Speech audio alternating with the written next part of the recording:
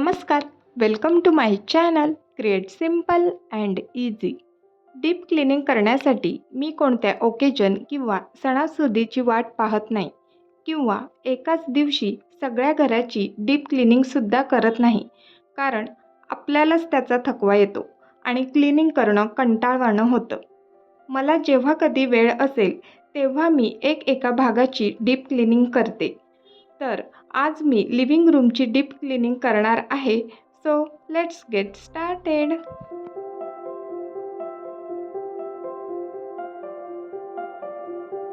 मी deep क्लिनिंगची सुरुवात नेहमीच वरून खाली अशी करते.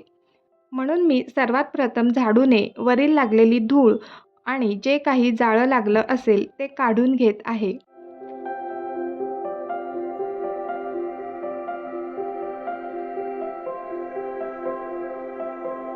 या सर्व कुशनवर जास्तीची धूळ पडून त्या खराब होऊ नये म्हणून त्या मी आता बाजूला ठेवत आहे.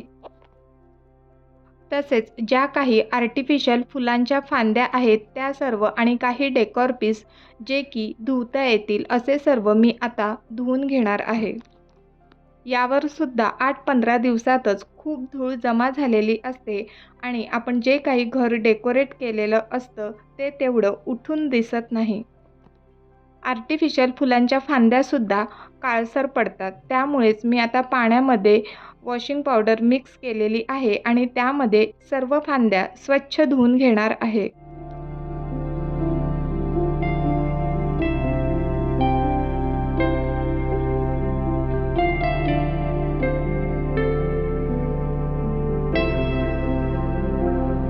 ज्या मूर्त्या आपण डेकोर पीस म्हणून ठेवलेल्या असतो त्या मूर्त्यांच्या कानाकोपऱ्यांमध्ये सुद्धा धूळ जमा झालेली असते, तर ब्रशच्या साहाय्याने फक्त पाण्याखाली धरून ते कानेकोपरे व्यवस्थित स्वच्छ करते.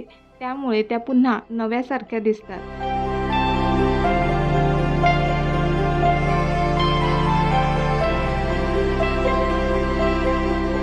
ज्या भागाची क्लिनिंग करायची आहे तिथे जर एखादी वस्तू किंवा डेकोर पीस ठेवले असतील तर ते सगळे उचलून बाजूला ठेवावे. त्यामुळे त्या भागाची डीप क्लिनिंग करणं अगदी सोपं होऊन जातं. फर्निचर क्लीन करण्यासाठी मी इथे एक सिंपल सोल्युशन तयार केलेलं आहे. व्हिनेगर, पाणी आणि डिशवॉश लिक्विड यांचं मिश्रण घेतलेलं आहे आणि त्याने सर्व फर्निचर आणि इलेक्ट्रॉनिक वस्तूसुद्धा क्लीन करणार आहे. तर सर्वात प्रथम सर्व इलेक्ट्रॉनिक वस्तू क्लीन करून घेत आहे. तर आता मी इथे पंखा पुसत आहे. सगळ्यात जास्त धूळ ही पंख्यालाच लागते. दर आठवड्याला मी पंखा क्लीन करते, परंतु त्यावर तेवढीच धूळ साचते, तर डीप क्लिनिंगमध्ये मी तो पुन्हा क्लीन करून घेत आहे. नेक्स्ट ट्यूबलाईट क्लीन करत आहे आणि ट्यूबलाईट कोरड्या नॅपकिननेच पुसून घेतली आहे. तसेच टीव्हीसुद्धा क्लीन करत असताना कोणत्याही लिक्विड सोल्युशनचा उपयोग करत नाही. कोरड्याच नॅपकिनने व्यवस्थित क्लीन करून घेत आहे.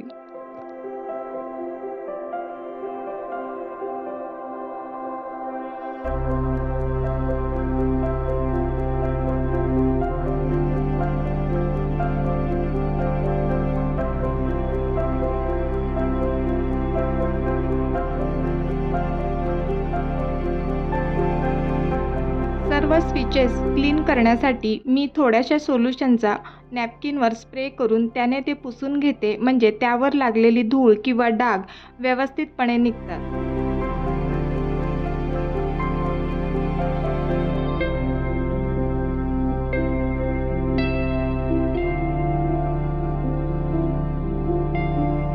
तसेच एक्स्ट्राच्या काही वायर असतील, टीव्हीची वायर किंवा एखाद्या लॅम्पची वायर असेल तीसुद्धा आठवणीने पुसून घेते. त्यावर सुद्धा खूप धूळ लागलेली असते. नेक्स्ट क्लीन करणार आहे भिंतीला लावलेले घड्याळ, फ्रेम तसेच डेकोर पीस. नेहमी आपण या फ्रेम वरून क्लीन करतो, परंतु त्या फ्रेमच्या मागे सुद्धा तेवढीच धूळ लागलेली असते. तसेच त्या भिंतीला सुद्धा धूळ साचलेली असते, तर ती सुद्धा क्लीन करून घेत आहे.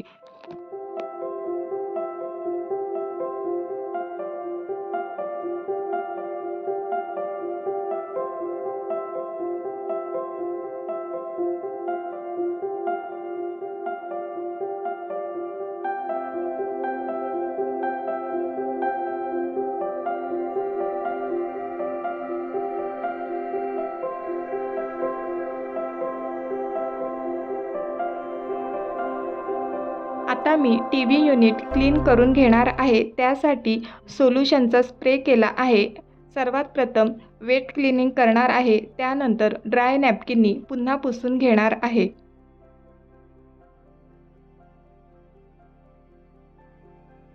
आता मी टीव्ही युनिटच्या आतील भागाची क्लिनिंग करणार नाही, कारण याआधीच ड्रॉवर आणि कॅबिनेटमधील मी ऑर्गनायझेशन आणि क्लिनिंगसुद्धा केलेली आहे. फक्त मी वरून व्यवस्थित पुसून घेत आहे, कारण वरतीच खूप धूळ जमा होते.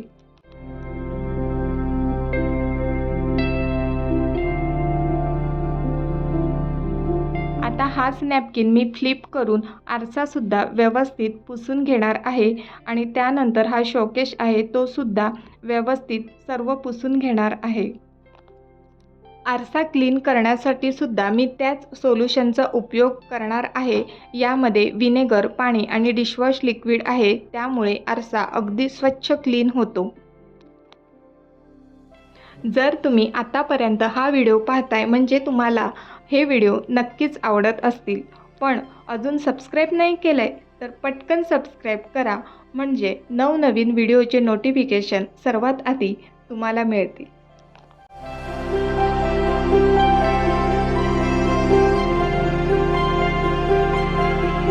आता शिल्लक राहिलेले जे काही डेकोर पीस आहेत, जे की वॉश करू शकत नाही, ते कोरड्या नॅपकिननी व्यवस्थित पुसून घेत आहे. तुम्ही माझ्या हातात आता जे पुस्तक पाहत असाल ते खूपच छान आहे. तुम्ही जर लहान मुलांचे पॅरेंट्स असाल तर तुम्ही ते नक्कीच घेऊ शकता. या पुस्तकाचं नाव आहे notes for healthy kids. Rutuja Diwekar यांनी ते लिहिलेलं आहे. या पुस्तकामध्ये लहान मुलांचं संगोपन, ती मुलं छान फिट राहण्यासाठी, तसेच त्यांनी कसा आहार घ्यावा याची माहिती यामध्ये दिलेली आहे. एका भागाची संपूर्ण डीप क्लिनिंग झालेली आहे, तर सगळे डेकोर पीस मी त्या त्या जागेवर व्यवस्थित ठेवून देत आहे.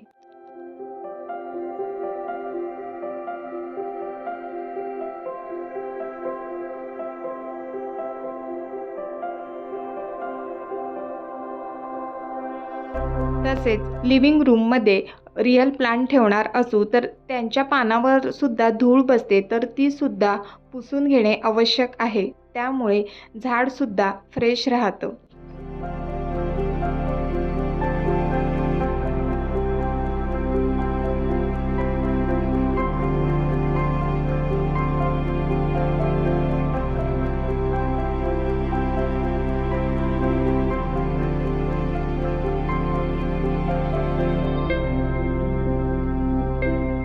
आता मी सिटिंग एरिया आणि त्यावरील खिडकी आहे त्याची डीप क्लिनिंग करणार आहे. तर त्यासाठी इथे मी व्हॅक्यूम क्लीनरचा उपयोग करत आहे. हे माझं सर्वात आवडतं क्लिनिंग टूल आहे, कारण त्यामुळे अगदी बारीक डस्ट आहे तीसुद्धा व्यवस्थित क्लीन होते आणि जास्त मेहनत लागत नाही. तुम्ही पाहू शकता की मी विंडोची जाळी क्लीन केली, अर्धी क्लीन केलेली आणि जी क्लीन केली नव्हती त्यामधला तुम्हाला डिफरन्स नक्कीच कळला असेल. व्हॅक्यूम क्लीनर कसा यूज करावा याविषयी मी संपूर्ण डिटेल व्हिडिओ बनवला आहे. त्याची लिंक मी डिस्क्रिप्शन बॉक्समध्ये देईनच. तुम्ही तो व्हिडिओ पाहिला नसेल तर नक्की पहा. आणि गादीमध्ये सुद्धा भरपूर डस्ट जाऊन राहते, जी की आपल्याला माहीतसुद्धा पडत नाही, तर तीसुद्धा याने व्यवस्थित क्लीन होते. आणि तुम्ही पाहू शकता की एवढूशा भागाची एवढी सारी धूळ निघालेली आहे. किती बारीक एकदम धुळीचे कण आहेत. आणि आता लास्ट फ्लोअर क्लीन करून घेत आहे. व्हॅक्यूम क्लीनरनेच सगळी जी काही धूळ पडलेली आहे ती क्लीन करत आहे आणि त्यानंतर लादीसुद्धा पुसून घेणार आहे. म्हणजे लिव्हिंग रूमची डीप क्लिनिंग संपूर्ण होईल.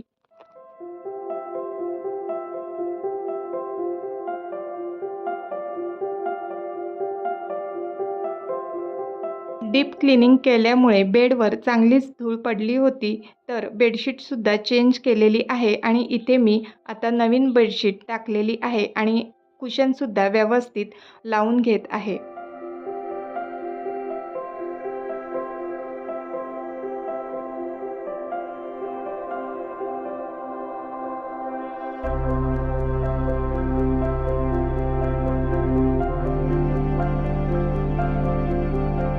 आणि डीप क्लिनिंग होईपर्यंत ज्या काही आर्टिफिशियल फांद्या मी धुतल्या होत्या आणि डेकॉर पीस वॉश केले होते ते सुद्धा इथे मी ठेवून घेत आहे.